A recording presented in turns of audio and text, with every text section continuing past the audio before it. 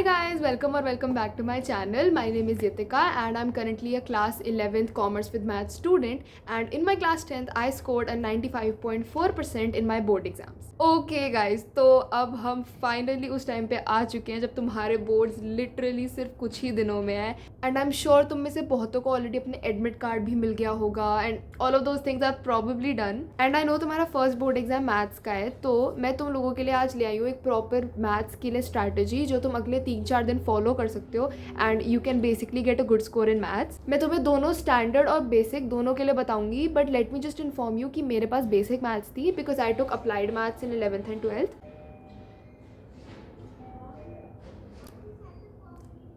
घंटी बजने की वेट करनी ज़रूरी थी. तो हाँ, मैं तुम्हें बेसिक मैथ्स की तो बहुत अच्छे से टिप्स दे सकती हूँ बिकॉज मेरे 94 आए थे मैथ्स में, so I can give you some great tips which I followed and जो तुम्हें भी करनी चाहिए. और अगर मैं स्टैंडर्ड की बात करूँ तो बेसिकली गाइस प्री बोर्ड्स जो होता है हर स्कूल का वो बहुत डिफिकल्ट आता है. We are all aware of that. So I feel like standard and basic में एज सच कोई डिफरेंशिएशन नहीं होता है प्री बोर्ड्स के टाइम पे, तो मैं तुम लोगों को उसका भी एक अच्छा खासा आइडिया दे सकती हूँ अगर तुम्हारे पास स्टैंडर्ड मैथ्स है. सो या this is the first video for your gap days that I am uploading. I hope तुम लोगों को ये वीडियो हेल्पफुल लगी and let's just get right into the video.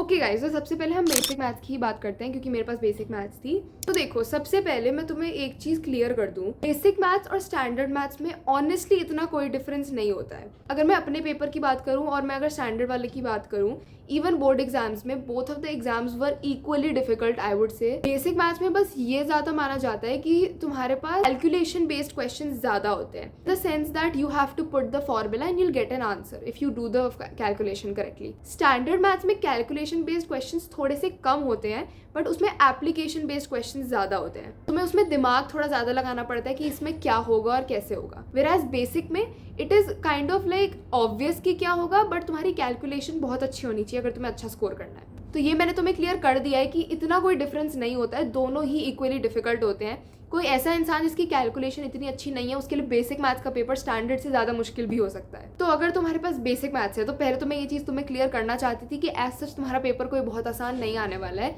तो अपनी प्रिपरेशन कुछ ऐसी मत रखना कि तुम सिर्फ थोड़ी चीज़ें करके जा रहे हो और सोच रहे हो कि तुम्हारे 90+ आ जाएंगे. तो सबसे पहले मैं तुम्हें बताती हूँ बेसिक के लिए तुम्हें कौन सी बुक्स फॉलो करनी चाहिए. देखो, first of all your NCERT is the most important book. तुम्हें NCERT का हर एक एग्जाम्पल प्लस हर एक क्वेश्चन अच्छे से आना चाहिए. तुम एग्जाम्पल्स नहीं छोड़ सकते हो because trust me, some of the examples are even more important than some of the questions. जैसे अगर मैं बात करूँ एप्लीकेशंस ऑफ ट्रिग्नोमेट्री की, उसमें कुछ एग्जाम्पल्स ऐसे हैं जो तुम्हारे 100% आएंगे ही आएंगे इन दैट एग्जैक्ट फॉर्म और इन सम अदर फॉर्म.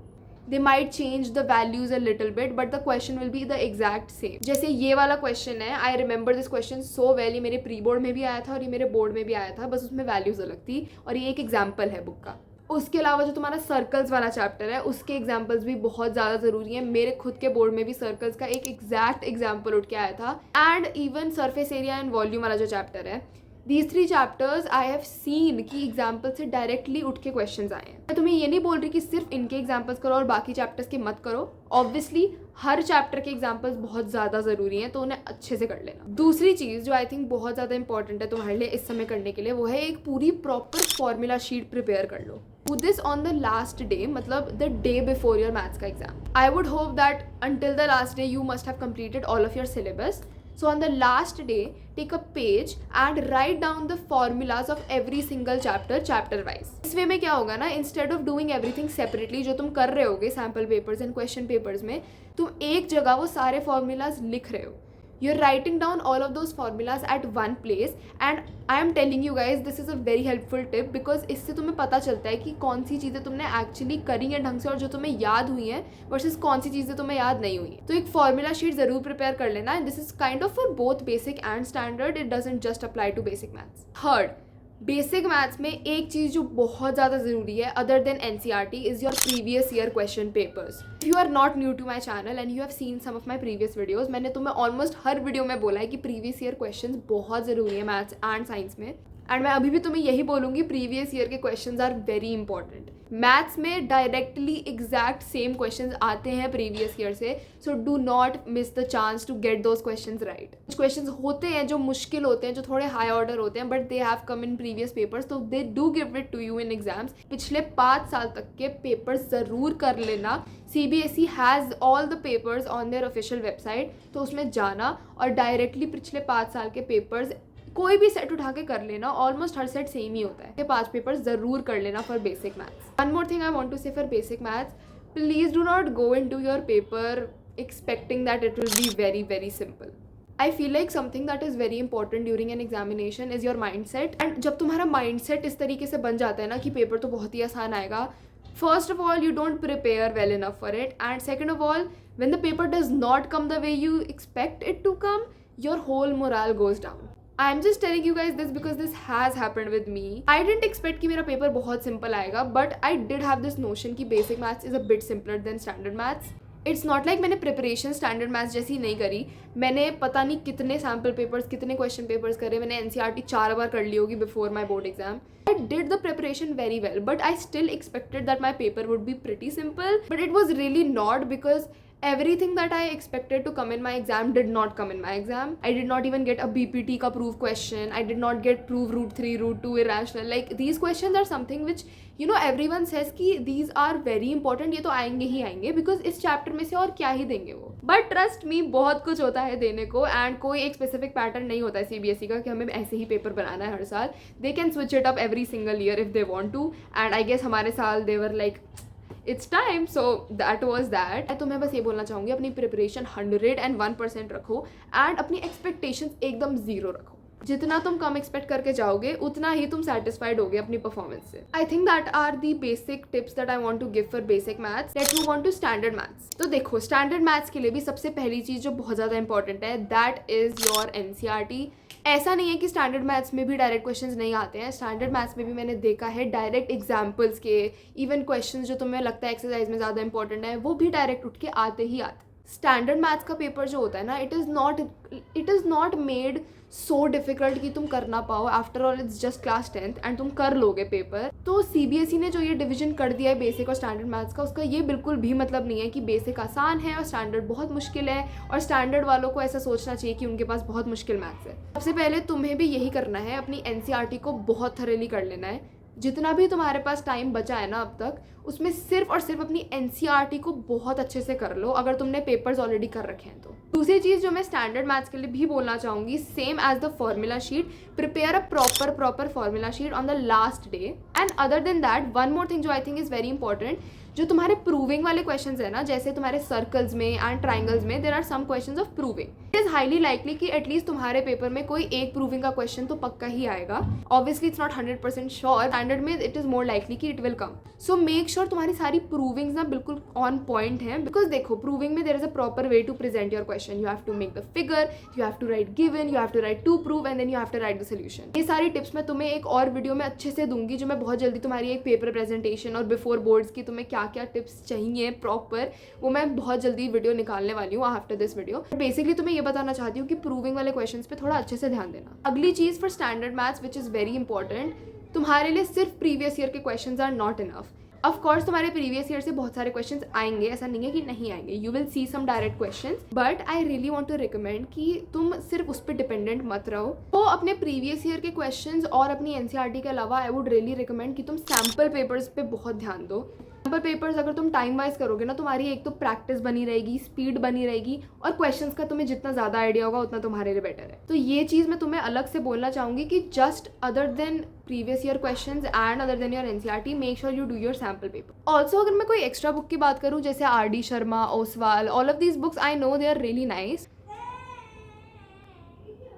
मैंने खुद लाइक टर्म 1 तक RD शर्मा के बहुत सारे चैप्टर्स करे थे, बट मैं बहुत ऑनेस्टली बोलूँ तो मैंने देखा है स्टैंडर्ड के बच्चों ने जो मेरे साथ पढ़ते थे, जिन्होंने पूरी RD करी थी, लेकिन वेरी ऑनेस्टली आर.डी. शर्मा के जो क्वेश्चंस होते हैं ना कुछ कुछ they are very high order. I don't really think it's very important कि तुम आर.डी. शर्मा पे बहुत ज्यादा फोकस करो. Obviously you can use it for help, there is no issues in that. उसमें कुछ चीजें तो बहुत अच्छे से एक्सप्लेन्ड भी होती हैं and there are some questions which are actually very helpful. लेकिन अगर मैं तुम्हें अपने खुद से कुछ चीज बोलना चाहूँ तो आई वुड नॉट रिकमेंड कि तुम आर.डी. को ज्यादा प्रेफरेंस दो over NCERT. RD. Sharma you can follow for your extra help. It's honestly it is great. जितनी प्रैक्टिस करोगे उतना अच्छा है. कि मैं तुम्हें ये नहीं बोलूंगी कि अगर तुम्हारी एनसीईआरटी अभी तक नहीं हुई है तो तुम एनसीईआरटी छोड़ के आर.डी. शर्मा करो. Pick up those questions which you think are little bit more important and do those. As a basic math student, I would not recommend R.D. Sharma for basic maths के लोग because honestly इतनी ज़रूरत नहीं होती है. Previous year questions and NCERT plus if you want to do sample papers, that is more than enough preparation for basic. Okay, and at last I have some similar tips जो दोनों के लिए apply हो सकती है. सबसे पहले तो प्लीज़ मैथ्स में बहुत इंपॉर्टेंट होता है कि तुम अपनी स्पीड मेंटेन करके रखो.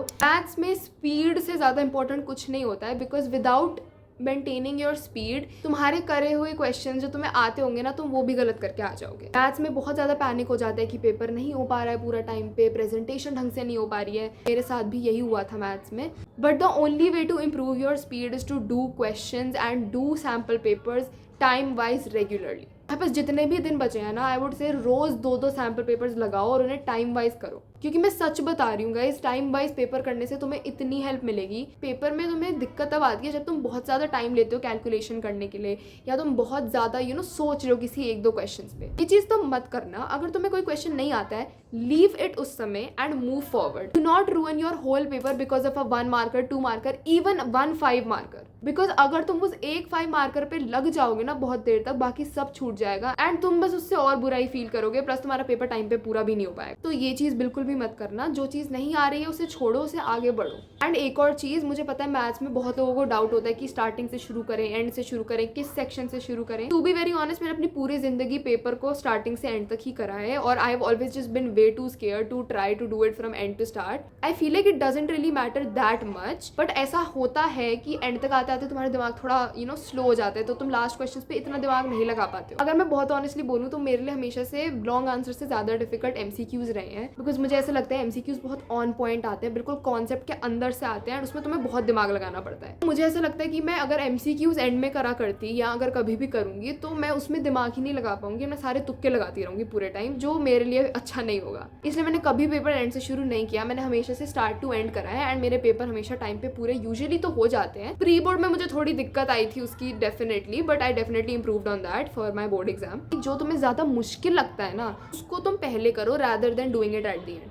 If you think you're good at MCQs, if you think you're good at concepts, start with your section D या section E first and do the MCQs last में. I just think this is very preferential based. Whichever works best for you, just go for that. And yeah guys, that is it for my maths की strategy video. I'm going to try to get this uploaded as soon as possible. So yeah guys, मैं बहुत जल्दी एक तुम्हारे लिए paper presentation और बाकी सारी चीज़ें जो तुम्हें अपने बोर्ड एग्जाम्स के लिए पता होनी चाहिए पहले से उसकी वीडियो भी निकालूंगी तो उसे ज़रूर देखना. एंड अगर तुम्हें ये वीडियो हेल्पफुल लगी तो please subscribe to my channel. I wish you guys all the best for your board exams. Trust me, they will be great. Just be calm and composed and do your papers nicely. Thank you so much for watching this video till the end. And if you liked it, give it a thumbs up, subscribe to my channel and comment करके मुझे बता देना अगर तुम्हारे पास कोई भी doubts हो. मैं पक्का तुम्हें reply करूँगी. Thank you for watching and bye.